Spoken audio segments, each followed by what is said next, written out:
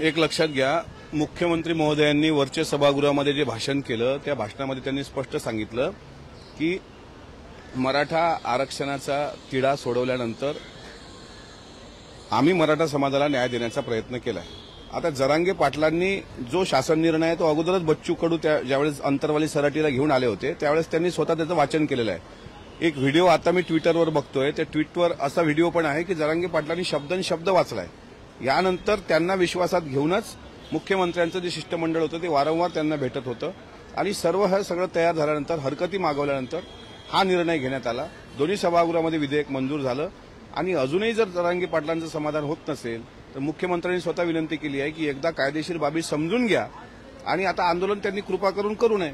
मराठा समाजाला शैक्षणिक आरक्षण मिळेल असाच तो मसुदा तयार झालेला आहे।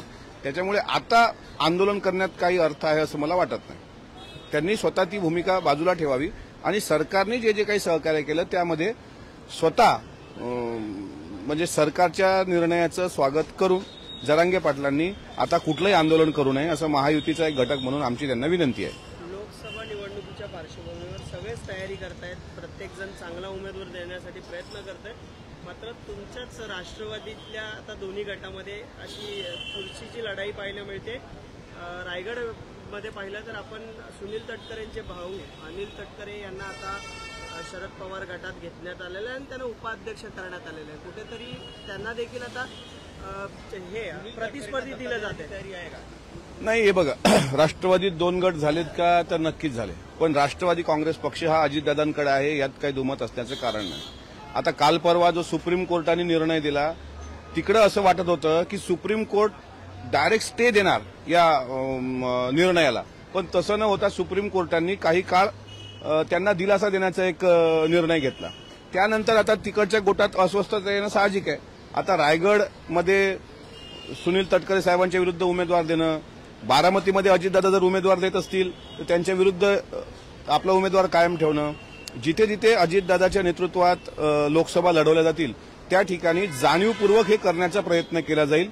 काल तटकरे साहेबांचे बंधू तुम्ही सांगता त्याप्रमाणे ते त्यांना घेतलं गेलं। आज मला वाटते आणखी त्यांच्या कुटुंबातले एक त्यांचं नाव काय योगेंद्र पवार म्हणून एक तरुण आहेत, ते पण सध्या सक्रिय झाल्याचे दिसत आहेत। तर जाणीवपूर्वक अजितदादांनाच त्याच्यामध्ये बदनाम करण्याची सुपारी त्या गटाने घेतली आहे का हे बघितलं पाहिजे। पण रायगड हा तटकरे साहेबांचा बालेकिल्ला आहे, त्या ठिकाणी रायगडमध्ये त्यांचंच वर्चस्व कायम राहील। जिथे जिथे महायुतीमध्ये अजितदादांच्या नेतृत्वात लोकसभा लढवल्या जाईल त्या त्या ठिकाणी महायुतीचाच विजय होणार यात कोणाच्याही मनात शंका नाही, अगदी साहेबांच्या मनात सुद्धा।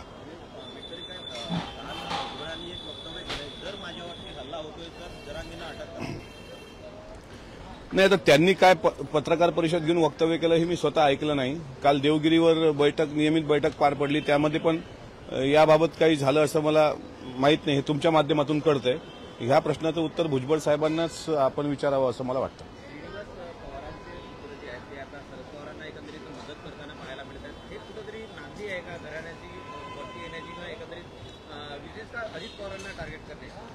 नाही, हे बालमित्र मंडळाच्या अध्यक्षाला धोक्याची घंटा आहे।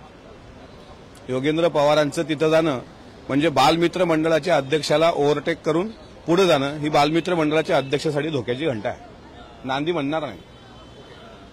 लोकसभेच्या अनुषंगाने एकंदरीत सर्वांची तयारी झाली आहे, एकंदरीत सीट शेअरिंगवरती फार चर्चा करतायत, काय एकंदरीत चाललंय ते काही कळत नाही, नेमकं काय चाललंय? लोकसभा जास्तीत जास्त जागा जिथे राष्ट्रवादी काँग्रेस पक्षाची ताकद आहे त्या ठिकाणी आम्ही लढवतोय। 48 मध्ये 12 24 48 मध्ये 10चा फॉर्म्युला आमचा आहे, म्हणजे बाकी दोन जे आहेत शिवसेना आणि भारतीय जनता पार्टीने 2 ठिकाणी जागा घ्याव्यात आणि 10 ठिकाणी आमची मागणी आहे। त्यात आता महायुतीमध्ये ज्या ठिकाणी आम्हाला ताकद आहे त्या ठिकाणी महायुती आम्हाला जागा सोडेल अशी अपेक्षा आहे। अनिल देशमुख असं म्हणतायत की मराठा आरक्षणाचा जो निर्णय घेतलाय तो आगामी लोकसभा निवडणुकीच्या पार्श्वभूमीवरच घेतलेला आहे। मग अनिल देशमुख साहेबांनी हेच मीडियावर बोलण्यापेक्षा जर काल सभागृहात उठून बोलले असते तर त्याचा अधिक परिणाम दिसून आला असता। मराठा आरक्षणाचं विधेयक ज्यावेळेस मांडलं जात होतं त्यावेळी खुद्द अनिल देशमुख साहेब बसलेले होते, मी गॅलरीतून पाहत होतो, त्याचवेळी त्यांनी उठून हा प्रश्न उपस्थित करायला पाहिजे होता। नंतर बाहेर येऊन मीडियामध्ये बोलण्यात काही अर्थ आहे असं मला वाटत नाही। काल आपण पाहिलं तर विधान भवनाबाहेर मराठ्यांनी जल्लोष केला, मुख्यमंत्री उपमुख्यमंत्री देखील त्या ठिकाणी पाहायला मिळाले. मात्र अजित पवार गटाचा कोणताही नेता पाहायला मिळाला. तुम्ही काही नाराज वगैरे आहात का? आता आम्ही महायुतीतलेच घटक आहोत, नाराज असण्याचा प्रश्न नाही. 26 तारखेपासून महाराष्ट्राचं अर्थसंकल्पीय अधिवेशन आहे, म्हणजे वोट अँड अकाउंट आहे. 4 दिवस ते वोट अँड अकाउंट चालणार आहे आणि अर्थमंत्री म्हणून दादा त्याची तयारी करतायत. त्याच्यामुळे दादांच्या कामात होते. आम्ही सर्व जल्लोषात होतो ना. फक्त माझ्या अंगावर तुम्हाला गुलाल दिसला नाही, पण आम्ही जल्लोषात होतोच की. तुम्ही म्हणाल तर आज तू गुलाल पण घेऊन टाकतो. शरद पवार गटातील 10 आमदारांना अपात्र का नाही केले या अनुषंगाने विधानसभाध्यक्ष राहुल नार्वेकर यांच्या निर्णयाला अजित पवार गटामध्ये तुमच्याकडून उच्च न्यायालयात आव्हान दिलं गेलं आहे. त्यावर आज चर्चा, मला वाटतं निकाल पण येणार आहे की 10 आमदार म्हणजे मुख्य प्रतोदांनी व्हीप बजावल्यानंतर जर त्याचं उल्लंघन झालं असेल तर ते 10ही आमदार अपात्र का होऊ नयेत याकरता आज सुनावणी होणार आहे आणि त्याचा लवकर निकाल येईल आणि निकाल सकारात्मक येईल अशी अपेक्षा आहे.